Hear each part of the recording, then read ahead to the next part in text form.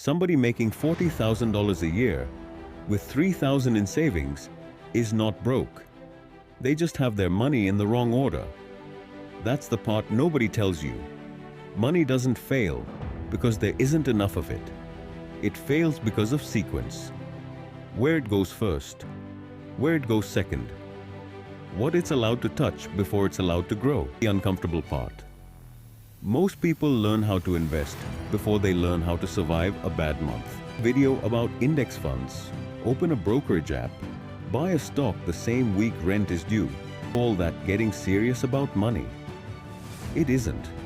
It's gambling with a safety net made of hope. Start with the debt nobody likes to talk about honestly. High interest debt.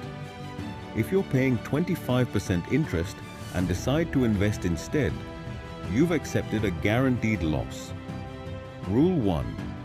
Debt above roughly 7 or 8% gets paid before a single share gets bought. Next comes the emergency fund, the least exciting phrase in personal finance, which is exactly why people skip it. 3 to 6 months of basic expenses, sitting somewhere boring, doing nothing, on purpose. In March 2020, the S&P 500 fell over 30% in about a month. People who had no cash cushion were forced to sell investments at the bottom. An emergency fund isn't a savings goal. It's a hostage negotiation with your own future. Now here's where it gets interesting.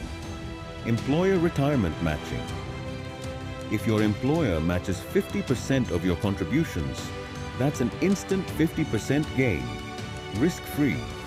Your HR department quietly offers this every pay period, and most people never open the form. So the real order looks like this.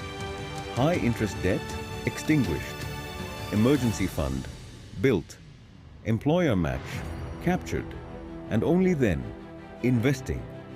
3 of the 4 steps to getting rich had nothing to do with the stock market. Financial content online is optimized for excitement, not sequence. People will spend 4 hours researching the best ETF, while credit card debt sits untouched, accumulating faster than anything they're about to invest in. It's optimization aimed at the wrong target, like tuning the engine of a car with a flat tire. Compounding builds wealth when it's working for you, but it destroys just as efficiently when it's working against you.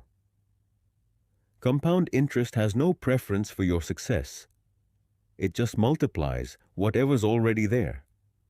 If compounding doesn't care whether it's building you up or quietly taking you apart, which one has more of your money right now without you fully realizing it?